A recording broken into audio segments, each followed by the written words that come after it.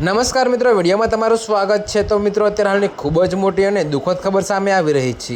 તો મિત્રો, તમને જણાવી દઈએ કે રાજકોટ શહેરના દીવાનપરા વિસ્તારમાં આવેલ સોની બજારમાં શ્રીહરિ કોમ્પ્લેક્સની 5મી માળ પર મધરાતે તોફાની આગ લાગી હતી, જેમાં એક બંગાળી કારીગરના મોતની ઘટના નોંધાઈ અને એક વ્યક્તિ ગંભીર ઇજાઓ સાથે સારવાર હેઠળ છે। તો મિત્રો, ઘટના સ્થળે ફાયર બ્રિગેડ ભારે જહેમતે કામ કરી આગને કાબૂમાં લેવાની કામગીરી પૂર્ણ કરી।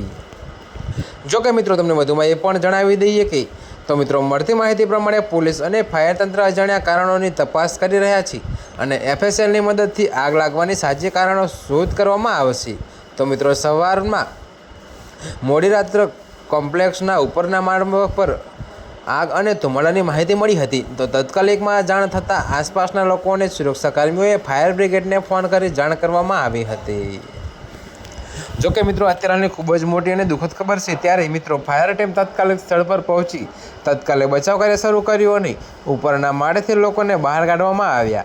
તો મિત્રો, પ્રાથમિક માહિતી અનુસાર આ આગમાં એક બંગાળી કારીગરનું મોત થયું છે, જ્યારે એક અન્ય કામદારને ગંભીર ઇજાગ્રસ્ત પહોંચી છે, તેને નજીકની હોસ્પિટલમાં સારવાર હેઠળ ખસેડવામાં આવ્યો છે। તો મિત્રો, દુકાનમાં કામ કરતા લગભગ 10 જેટલા લોકો હતા। કેટલાકને ધુમાડા અને શ્વાસ રૂંધાવાને કારણે શ્વાસ લેવામાં તકલીફ થઈ હતી અને તેને તાત્કાલિક સારવાર અપાઈ। જોકે મિત્રો, મૃતક અને ઇજાગ્રસ્તના નામો પોલીસની તપાસ બાદ જાહેર કરવામાં આવશે।